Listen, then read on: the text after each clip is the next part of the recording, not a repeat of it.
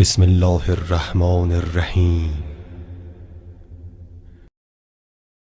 اللہ تبارک و تعالیٰ نے اپنی بے شمار رحمتوں میں سے انسانوں کے لیے بھی بہت سے در کھولے ہیں کہ جن کے ذریعے وہ خدا کی رضا اور معافی حاصل کر سکیں۔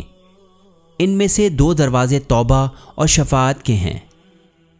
شفاعت اسلامی عقائد میں سے ہے کہ روز آخرت خداوند کریم اپنے خاص بندوں کو یہ اجازت دے گا کہ وہ خدا کی جناب میں گناہ گار مومنین کی سفارش کر سکیں تاکہ خدا ان کے گناہ معاف کر دے اور وہ جہنم کی آگ سے بچ سکیں۔ شفاعت سے متعلق مختلف قسم کی قرآنی آیتیں ملتی ہیں۔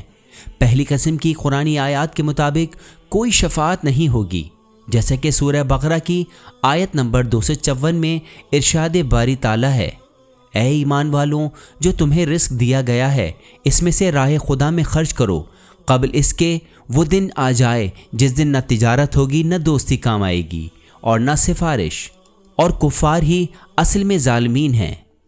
دوسری قسم کی قرآنی آیات کے مطابق خاص طبقے کے لیے کوئی شفاعت نہیں ہوگی، جیسا کہ سورہ غافر کی آیت نمبر 18 میں ارشاد خداوند متعال ہے، اور ظالمین کے لیے نہ کوئی دوست ہوگا اور نہ سفارش کرنے والا کہ جس کی بات سن لی جائے۔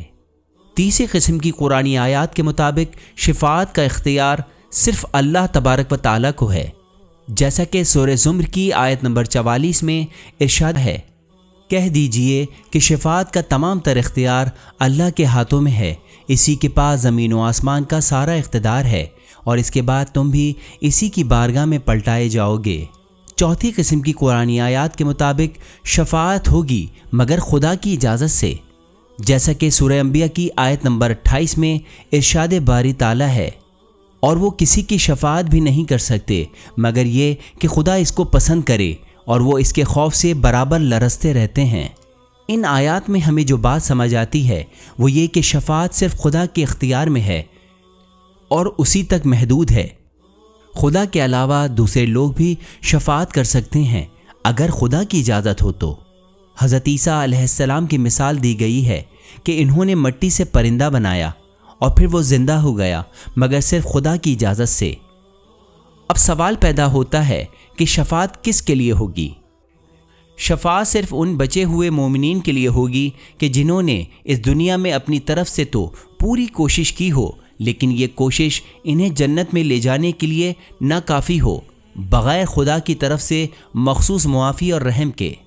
امام موسیٰ کاظم علیہ السلام نے فرمایا کہ ایک سچے مومن سے جب بھی کوئی گناہ سرزد ہو جاتا ہے تو وہ بے چین اور افسردہ ہو جاتا ہے، اور حضرت محمد مصطفیٰ صلی اللہ علیہ وآلہ وسلم فرماتے ہیں، پچھتاوا توبہ کے لیے کافی ہے۔ جو شخص نیکی کر کے خوش ہوتا ہے اور گناہ کے سرزد ہو جانے سے پشیماں ہوتا ہے وہ مومن ہے، اور جو اپنے گناہ پر پشیماں نہ ہو وہ مومن نہیں ہے، اور شفاعت اس کو کوئی فائدہ نہیں دے گی۔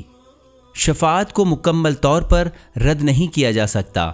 اللہ تبارک و تعالیٰ نے اس کا وعدہ کیا ہے، لیکن شفاعت کے وعدے کا یہ مطلب نہیں ہے کہ کوئی اپنی مذہبی ذمہ داریوں سے غافل رہے اور شفاعت کی امید رکھے۔ کچھ گناہ گاروں کی شفاعت ہوگی تو بھی آپ کو یہ پتہ ہونا چاہیے کہ شفاعت صرف قیامت کے لیے ہے، یعنی قیامت کے دن، جیسا کہ روایات میں ہے کہ برزخ شفاعت کی جگہ نہیں ہے۔ امام علیہ السلام فرماتے ہیں کہ ہمیں برزخ کے حوالے سے خوف آتا ہے اس شخص کی نسبت جو گناہ کرتا ہے۔ اب سوال پیدا ہوتا ہے کہ شفاعت کون کرے گا؟ آپ کی نیکیاں جیسے نماز و روزہ وغیرہ وغیرہ آپ کے لیے شفاعت کریں گی۔ قرآن ان کی سفارش کرے گا جو اس کی تلاوت کرتے تھے اور ان کے مطابق عمل کرتے تھے۔ علماء کو اجازت ہوگی کہ وہ اپنے کچھ اسٹوڈنٹس اور پیروکاروں کی سفارش کر سکیں۔ متقی و پرہیزگار والدین اور اولاد بھی ایک دوسرے کی شفاعت کر سکیں گے۔ تمام انبیاء و پیغمبر بھی اپنے مخلص پیروکاروں کی شفاعت کریں گے۔ شہداء اور انبیاء کے سچے ساتھیوں کو بھی شفاعت کی اجازت ہوگی، لیکن بلا شبہ شفاعت کرنے کا سب سے زیادہ اختیار حضرت محمد مصطفیٰ صلی اللہ علیہ وآلہ وسلم اور آپ کے اہل بیت علیہم السلام کے پاس ہوگا۔ قیامت کے دن ہر کوئی یہ خواہش کرے گا کہ شفاعت کے دن رسول خدا صلی اللہ علیہ وآلہ وسلم اور آپ کے اہل بیت علیہم السلام کے زیادہ سے زیادہ قریب ہو۔